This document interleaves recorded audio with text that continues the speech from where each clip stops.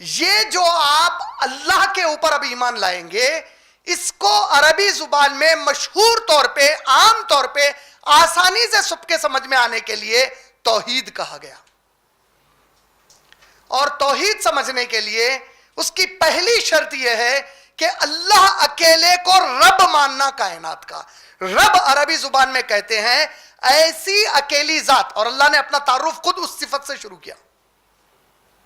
اگر آپ سورہ فاتحہ میں دیکھیں گے، بسم اللہ الرحمن الرحیم کو، اگر بعض مفسرین اس کو قرآن کی پہلی آیت نہیں مانتے سورہ فاتحہ کی، اگر پہلی آیت الحمدللہ رب العالمین کو لیا گیا تو رب سے اللہ نے اپنا تعارف شروع کیا. رب عربی زبان میں کہتے ہیں ایسی اکیلی ذات کو جو کسی بھی چیز کو شروع سے پیدا کرتی، اس چیز کو اس کی فطرت دیتی، اور اس چیز کو پالنے کے لیے جو جو چیزوں کی ضرورت ہے ان کو پیدا کر کے اس کو پہنچاتی، پھر ان کو پیدا کر کے ان کو پلنے کے لیے جو ضرورت ہے پھر اس کو پیدا کر کے ان کو پالتی. اب یہ کڑی لگاتے چلے جاؤ. مثال کے طور پہ انسان کو زندہ رہنا ہے تو پانی کی ضرورت ہے، تو اللہ پانی کو پیدا کرے. پانی کو رہنا ہے تو بادل ہونا، اور بارش برسانے کو سورج ہونا. سورج کو زندہ رہنے ہیلیم کی گیس ہونا، وہ ہیلیم کو زندہ رہنے کچھ ہونا. یہ جو چین ہے پوری، پاگل ہو جاتے سوچے تو اللہ کے بارے میں. یہ ہے اللہ الرب، سرے سے پیدا کرتا، کچھ بھی نہیں ہے اس سے پیدا کیا اللہ تعالیٰ. پھر اس کو فطرت بھی دی ہے. انسان گھاس نہیں کھا رہا، ساری زندگی بکری گوشت نہیں کھا رہی، ساری زندگی شیر گھاس نہیں کھا رہا. یہ فطرت کہاں سے آ گئی بھائی؟ یہ ہے پیدا کرے، فطرت دیے، اس فطرت کے حساب سے ان کو پالنے کا پورا سامان دیے، پھر وہ سامان کو پلنے کے لیے الگ سامان دیے. یہ رب ہے.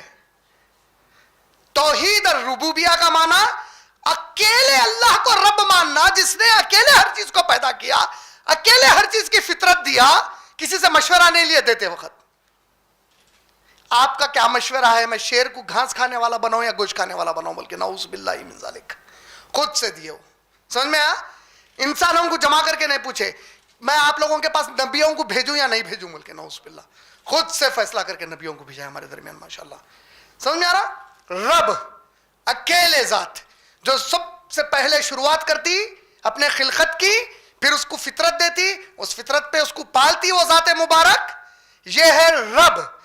جو یہ عقیدہ اللہ کے بارے میں رکھ لے کہ اللہ کو کسی کی ضرورت نہیں ہے، جو کچھ وہ پیدا کرتے ہیں اس فیصلے کے اندر اس میں کسی کی مدد کی ضرورت نہیں ہے، اس کو فطرت دیتے وقت کسی کے مدد کی ضرورت نہیں ہے، کسی کے مشورے کی ضرورت نہیں ہے، نہ ہی اس کو پالنے کے لیے اللہ تعالیٰ کو کسی کی ضرورت ہے. یہ ہے توحید الربوبیہ. توحید العبادہ یا توحید الالوہیہ کس کو بولتے ہیں؟ یہ میں آخری کا ہے، اس کو آج کے کانٹیکس میں بھی سب سے اہم ہے، اس کو یاد رکھو آپ لوگ.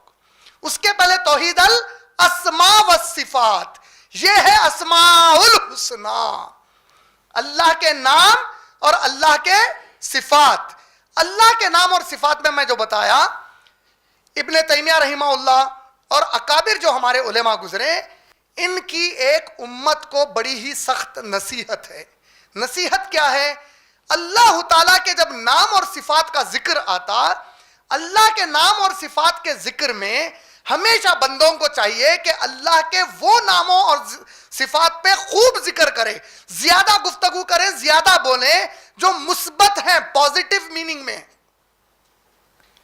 بعض نیگیٹو میننگ میں بھی اللہ کے صفات، مثال کے طور پہ لم یلد ولم یولد، نہ اللہ کو کسی نے پیدا کیا، نہ اللہ کسی کو اپنی اولاد بناتے ہیں. اب اس کے اوپر بول لیتے بڑھ جا رہے ہیں نہیں والے اس پہ. اللہ تعالی کو دانت نہیں ہے. اگر کوئی بولنا شروع کرا نہیں بھئی اپنے جیسے دانت نہیں ہے، بات تو صحیح بول رہا لیکن نیگیٹو میننگ والی بات ہو رہی، تو اللہ سے اگرچہ کہ بات صحیح بھی ہو لیکن اگر نیگیٹو میننگ والی جا رہی تو اس پر زیادہ تذکرہ کرنا یہ کفر کی طرف آہستہ آہستہ لے کے چلے آتا. یہیں پہ جا کے وہ جملے نکلتے اللہ تعالیٰ بعض چیزیں نہیں کر سکتے، نعوذ باللہ. تو نہیں کے اوپر علماء نے سختی سے منع کیا.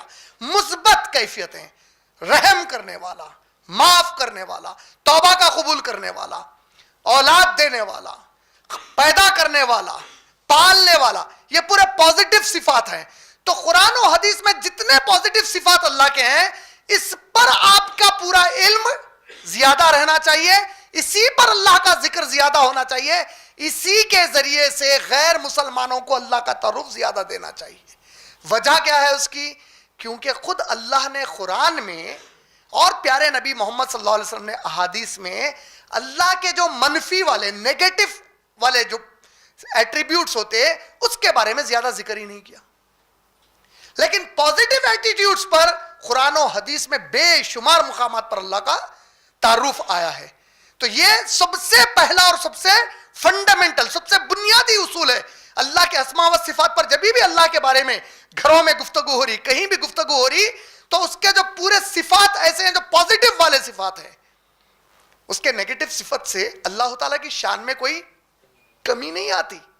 لیکن چونکہ اللہ تعالیٰ کے معاملے میں جیسے بتایا ملحدون بول دی اللہ تعالیٰ. ملحد کس کو بول رہے ہیں؟ یعنی اگر تم میں سے کوئی میرے بارے میں ذکر کرتے ہوئے ایسی گفتگو کر رہا جو نہ میں کیا نہ میرے رسول کیے، یہ نہیں ملحد ہے اللہ کی نظر میں. سمجھ میں آگے بات؟ اچھا، اب اگر یہ معنی میں دیکھیں تو ایک چھوٹا سا معنی یہ بھی کلیئر ہو گیا کہ آپ اگر اچھائی میں بھی بہت اچھے انداز میں بھی، اچھے جذبے اچھے نیت سے بھی بہت ہی پیاری بات اللہ کے بارے میں کر رہے ہیں جو قرآن میں محمد صلی اللہ علیہ وسلم نے نہیں کی، آپ کے لیے بربادی ہے. آپ کی نیت، آپ کے جذبے کی اللہ کو ضرورت ہی نہیں ہے. کیوں؟ یہی چیز کر کے پچھلی قومیں بھٹک گئیں اور شرک کرنا شروع کر دیا اس کے بعد جا کے. سمجھ میں آ گئی بات؟ کلیئر ہے؟ تو توحید الاسماء و صفات کی پہلی شرط کیا ہے معلوم ہے؟ پہلی کیٹیگری توحید الربوبیہ، دوسری توحید الاسماء و صفات. صفات پلورل ہے صفت کا، ایٹریبیوٹ ایٹریبیوٹس. توحید الاسماء و صفات، توحید اللہ کو اکیلے ماننا اس کے نام اور اس کے صفات میں. پہلی شرط اس میں کیا ہوگی؟ آپ اللہ کو کسی بھی نام سے اور کسی بھی صفت سے نہیں پکاریں گے جس سے خود اللہ تعالیٰ نے اپنے آپ کو قرآن میں نہیں پکارا یا محمد صلی اللہ علیہ وسلم نے حدیث میں نہیں بیان کیا. سیکنڈ، آپ کسی بھی اللہ کی مخلوق کو کسی بھی اللہ کے نام اور اس کی صفت سے نہیں پکاریں گے. مثال کے طور پہ اللہ تعالیٰ الرازق ہے، میرے بابا الرازق ہے نہیں بول سکتے. اللہ تعالیٰ العلی ہے، العلی العلی اور علی رضی اللہ تعالیٰ عنہ میں زمین اور آسمان کا فرق ہے. العلی کا معنی کیا ہے؟ اللہ کے نبی نے فرمایا کہ اللہ سے اوپر کوئی چیز نہیں ہے. بولے اللہ کے اوپر کوئی چیز نہیں ہے، سب سے اوپر اللہ تعالیٰ کی ذات مبارک ہے. اور اللہ کے علاوہ کائنات میں جو کچھ ہے وہ ہے جو اللہ نے پیدا کیا. اللہ نے جو کچھ پیدا کیا اس میں جو مخلوق ہے اللہ کی، مخلوق میں سب سے اوپر جو چیز ہے وہ اللہ کا عرش ہے. بولے اللہ کے نبی صلی اللہ علیہ وسلم. باقی سب عرش کے نیچے ہیں. نبی عرش کے نیچے، علی عرش کے نیچے، ابو بکر عرش کے نیچے، عمر عرش کے نیچے، عثمان غنی عرش کے نیچے رضی اللہ تعالیٰ عنہ مجمعین. کائنات کی باقی کی تمام چیزیں عرش کے نیچے ہیں. عرش پر کون ہے؟ اللہ ہے. کیسے ہے؟ اپنی شان کے مطابق ہے. کیسے ہے نہیں معلوم، اپنی شان کے مطابق ہے. اللہ نے سورہ طٰہٰ سورہ نمبر 20 میں فرمایا الرحمن، اللہ نے اپنے آپ کو عرش پر استوا کر دیا. اور جب اللہ کہتے ہیں، جو انشاءاللہ ہم ہمارے آنے والے دروس میں بیانوں میں اس کو اور زیادہ تفصیل سے بات کریں گے، میں تمہارے قریب ہوں، تو اس میں دو قسم کے بیان کیے جاتے ہیں. یہ ملحدون میں سے جا سکتے ہیں، اللہ بچائے ہم سب کچھ میں. ایک بیان یہ کیا جاتا ہے جب اللہ کہتے ہیں میں تمہارے قریب ہوں تو اس سے لوگ بولتے ہیں کہ ذات کے ساتھ قریب ہے. دوسرا لوگ بولتے ہیں علم کے ساتھ قریب ہے. اور صحابہ کا عقیدہ یہ ہے ہم کو نہیں معلوم کس طرح قریب ہے، اپنی شان کے مطابق قریب ہے. نہ صحابہ بولتے کہ ذات سے قریب ہے، نہ صحابہ بولتے کہ ذات سے قریب نہیں ہے. نہ صحابہ نے سوچا کہ علم سے قریب ہے، نہ صحابہ نے سوچا کہ علم سے اس سے مراد نہیں ہے. اللہ اپنی شان کے مطابق ہم سے قریب ہے، ہم کو نہیں معلوم. اگر میں یہاں ہوں کا معنی میں وہاں نہیں ہوں، لیکن میں ایسا جملہ اللہ کے بارے میں نہیں بول سکتا وَلَمْ يَكُنْ لَهُ، اس کے جیسا کوئی نہیں ہے. یہ میرے لیے سوٹیبل ہے، میں یہاں ہوں تو وہاں نہیں ہوں. لیکن اللہ جب بول رہے ہیں میں قریب ہوں، اللہ عالم، اللہ بہتر جانتے ہیں اللہ کس طرح قریب ہے. تو اللہ کی صفت کسی بندوں کو نہیں دی جا سکتی. یہ دوسری شرط ہے توحید الاسماء والصفات کی. تیسری شرط کیا ہے؟ اگر کوئی بندہ اللہ کا نام یا اللہ کا صفت، اللہ کی صفت اپنے لیے چنتا ہے، منتخب کرتا ہے، تو اس کے لیے لازم کیا ہے؟ وہ نام سے پہلے اللہ کے عبد، مرد آدمی ہے تو عبد لگائے، عورت ہے تو امت لگائے. اگر میرے کو سب سے پیارا نام اللہ دکھتا تو میں میرے بیٹے کا نام اللہ نہیں رکھ سکتا. دوسرے مذاہب میں دیکھو آپ، جس کو وہ لوگ اپنا ایشور اور بھگوان مانتے، وہی نام، وہ جس کو معبود مان رہے ہیں وہ اپنے اولادوں کے بھی نام رکھتے. رام رکھتے، کرشن رکھتے، گنیش رکھتے، جیزس رکھتے. اسلام اس کی اجازت نہیں دیا. اسلام کیا بولا؟ اگر اللہ کا کوئی نام لے کے لگانا ہے اپنے اولاد کے لیے تو مرد بچے کو عبد لگائیں گے. عبد عربی میں بولتے غلام کو، عبداللہ، اللہ کا غلام. اسی طریقے سے لڑکی ہے تو امت اللہ، اللہ کی غلام. سمجھ میں آ گیا؟ عبداللہ، عبداللہ اور امت اللہ. اسی طریقے سے اللہ تعالی کے بندے کو آپ عبد اور امت لگا کے اس کے پہلے نہیں پکار سکتے. عبد النبی، نبی کا کوئی بھی بندہ نہیں ہو سکتا. عبد الرسول، رسول کا کوئی بھی بندہ نہیں ہو سکتا. عبداللہ، عبد الرحمن، عبد الرحیم، عبد الکریم یہ ہو سکتا. اور اسی میں یہ بتایا گیا کہ اگر کوئی چیز بندوں میں بامانے سمجھنے میں ایسی ہے جیسی اللہ کی ذات یا صفت ہے. مثال کے طور پہ اللہ نے سورہ زمر سورہ نمبر 39 جب آپ پڑھیں گے تو کہا میں اپنے ہاتھ میں کائنات کو لپٹ دوں گا. جب اللہ نے ہاتھ کا ذکر کیا تو اس وقت تصور اپنے ہاتھ کا نہیں لے کے آنا یا کسی مخلوق کے ہاتھ کا نہیں لانا. اللہ کا ہاتھ اس کی شان کے مطابق ہے. ہم کو نہیں معلوم ہے اس کے بارے میں. سمجھ میں؟ اللہ دیکھتے ہیں، میں بھی دیکھتا ہوں. اس کی مثال ایسی لے لو، محمد صلی اللہ علیہ وسلم بہت رحم دل تھے. ابو بکر صدیق رضی اللہ تعالیٰ عنہ بہت رحم دل تھے. دونوں کی رحم دل میں زمین آسمان کا فرق ہے کہ نہیں ہے؟ نبی اپنی شان کے مطابق رحم دل ہے، ابو بکر اپنی شان کے مطابق رحم دل ہے رضی اللہ تعالیٰ عنہ. سمجھ میں؟ تو اگرچہ کہ دونوں کی صفت آپ ایک ہی بتا رہے ہیں، دونوں میں بھی رحم دلی بتانا چاہ رہے ہیں، لیکن جس ذات کے ساتھ وہ آ جائیں گا نا اس کی شان کے حساب سے بیٹھے گا آپ ہو جا کے. تو اسی طرح اللہ کی ذات کے ساتھ جو صفت آ جائیں گی نا وہ پھر کسی اور کے ساتھ بیٹھ ہی نہیں سکتی. اور جو دوسروں کے ساتھ بیٹھ گئی وہ تو اللہ کی ایسی ہو ہی نہیں سکتی. یہ ضروری ہے اللہ کے اسماء و صفات میں سمجھنا. اسی طریقے سے آخری ہے توحید الالوہیہ یا توحید العبادہ، جو آج کے دور کے لیے سب سے اہم ہے، میرے حساب سے ہر وقت کے لیے ہے اور سمجھنے کے لیے. توحید العبادہ کا معنی ہے عبادت معبود سے اکیلا مستحق وہی ہے. اللہ نے سورہ مائدہ سورہ نمبر 5 آیت نمبر 44، آیت نمبر 45 اور آیت نمبر 47، ان تینوں بھی آیتوں کے آخری حصے میں آخری کے 3 لفظ بدل دیے. آخری کے آیت کا حصہ پورا تینوں میں بھی سیم ہے. وَمَن لَّمْ يَحْكُم بِمَا أَنزَلَ اللَّهُ فَأُولَٰئِكَ هُمُ الْكَافِرُونَ. پھر دوسری بار آیت نمبر 45 میں بولے وَمَن لَّمْ يَحْكُم بِمَا أَنزَلَ اللَّهُ فَأُولَٰئِكَ هُمُ الظَّالِمُونَ.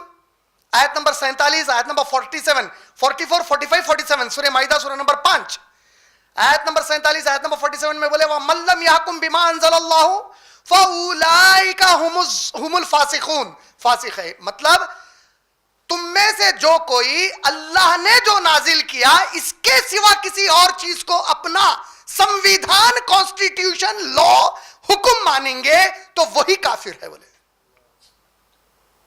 توحید العبادہ، عبادت صرف میری، حکم صرف میرا چل سکتا میری مخلوق پہ، کسی کو اختیار نہیں ہے. وقت کے نبی بھی حکم نہیں دے سکتے سوائے اس کے کہ جو اللہ نے نبی کو حکم دینے کی اجازت دی. میری مخلوق ہے، میں پیدا کیا، میں پال رہا ہوں، صرف میں حق رکھتا ہوں میری مخلوق کو حکم دینے کا. کس چیز کا حکم دینے کا؟ نماز روزہ نہیں. تم کون سی کمائی کما سکتے، کون سی کمائی نہیں کما سکتے. کمائی حلال کما لیے تو گنوا کدھر سکتے، کہاں نہیں خرچہ کر سکتے. بیوی کے پاس جانا ہے تو کیسا جا سکتے، کیسا نہیں جا سکتے. ماں سے محبت کیسی کرنا، کیسی نہیں کرنا. کپڑے کون سے رنگ کے پہننا، کون سے رنگ کے نہیں پہننا، یہ صرف میرا اختیار ہے. کون سی غذا کھانا، کون سی غذا نہیں کھانا، یہ صرف میرا اختیار ہے. شادی کیسی کرنا, کس سے کرنا, کس سے نہیں کرنا ہے میرا اختیار ہے, میں پیدا کرا تم کو. وَمَن لَّمْ يَحْكُم بِمَا أَنزَلَ اللَّهُ, جس کسی نے اللہ نے جو نازل کیا اس حکم کے علاوہ کوئی حکم مانتے ہیں, فَأُولَٰئِكَ هُمُ الْكَافِرُونَ, یہی کافر ہے, یہی ظالم ہے, یہی فاسق ہے. ابن قیم رحمۃ اللہ علیہ نے اس لیے کہا جو بھی دنیا میں مسلمان ایسے مقام پر رہتے ہیں جہاں اللہ کا قانون اس علاقے کا زمین کا قانون نہیں ہے, وہ مسلمان اگر اس کوشش میں نہ لگے کہ اللہ کے قانون کو وہاں کا قانون بنایا جائے اور سکون کی زندگی میں رہیں بغیر اس فکر کے, تو ان کے سارے نیک اعمال قیامت میں برباد کرنے کے لیے اللہ کے پاس کافی ہے. بولے کیونکہ توحید العبادہ میں شرک کرے آپ اللہ کے سوا دوسروں کو اپنا حاکم مان کے چلے. اور توحید العبادہ کی تعارف میں آخری بات کہتے ہوئے اپنے بیان کو ختم کروں گا. اللہ نے سورہ والتین جو سورہ نمبر 95 سورہ نمبر 95 ہے قرآن کا, اس کی آخری آیت میں کہا الیس اللہ باحکم الحاکمین, کیا تم لوگوں کو مجھ سے بہترین حکم دینے والا کوئی مل گیا کیا؟ پوچھے اللہ تعالیٰ, مجھ سے بہتر مل گیا تم کو حکم دینے والا؟ اس کے علاوہ کس کو اپنا حکم اپنا حاکم مان کے بیٹھے ہوئے پوچھنا اللہ تعالیٰ. تو ہم اس بات کو نظر میں رکھتے ہوئے آج کے دور کا میں جو بولا خاص طور پہ آج آپ پہ میرے پہ ہر ایک پہ فرض ہے اپنے غیر مسلمان بھائیوں کو اللہ کی ذات کا, اس کی شان کا, اس کے صفات کا, اس کے نام کا تعارف دو, کیونکہ یہ اللہ کائنات کے اکیلے اللہ ہے, ان کے بھی اللہ ہے. ہم کو اللہ نے پیدا مسلمان کیا تاکہ ہم ان تک یہ بات کو پہنچائیں اور یہ کتاب بھی ان تک پہنچاؤ. آپ لوگ اپنا ایک چیلنج لائف کا بنا لو یا ایک معنوں میں اپنی زندگی کا ایک کنڈیشن بنا لو. میں میرے گھر میں بھائی اور میری بہنیں جو گھروں میں ہی رہتے ہیں, وہ کوئی آن لائن طریقے سے یا کوئی اور دوسرے طریقے سے, جو بھائی ہیں اور جو بہنیں باہر جاتی ہیں ان کے لیے میں گھر میں اس وقت تک نہیں لوٹوں گا جب تک میرے ایک غیر مسلم بھائی کو اللہ کا تعارف نہ دے دوں اور کم از کم ہفتے میں ایک قرآن کا ترجمہ کسی ایک غیر مسلمان کو نہ دے دوں. منیمم ریکوائرمنٹ بول رہا ہوں. یہ طے کریے اپنی زندگی میں انشاءاللہ, یہ مقصد سے چلیے کہ اللہ میں جب تک یہاں پہ ہوں کوشش کروں گا کہ آپ کا حکم ساری انسانیت پر نافذ ہو انشاءاللہ. آپ کے اس قانون کو لوگ سمجھیں اور محسوس کریں. جس طرح آج ہم امبیڈکر جی کے قانون کے بارے میں بول رہے ہیں, اس میں سب کی اچھائی کا ذکر ہے, یقیناً اس میں اچھائی کا ذکر ہے, لیکن اس سے بہتر کوئی اچھائی سب کی نہیں چاہ سکتا. تو ہم کیسے اس کو بھول جائیں گے؟ اللہ نے سورہ قصص سورہ نمبر 28 میں فرمایا اے میرے نبی ان لوگوں سے کہہ دیجئے اگر تم اس سے بہتر کوئی چیز لا سکتے ہو تو سب سے پہلے میں اس کی اتباع کرنے والا بن جاؤں گا. بولے اللہ اکبر. وآخر دعوان الحمدللہ رب العالمین. السلام علیکم ورحمۃ اللہ وبرکاتہ.